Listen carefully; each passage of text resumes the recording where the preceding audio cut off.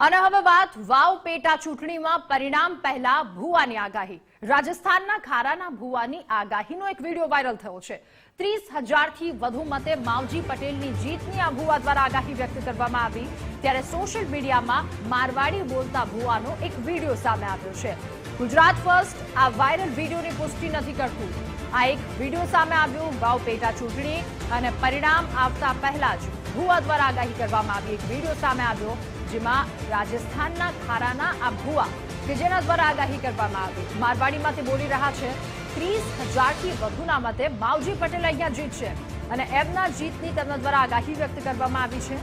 Social મીડિયામાં મારવાડી બોલતા આ ભુવાનો વિડિયો વાયરલ થયો।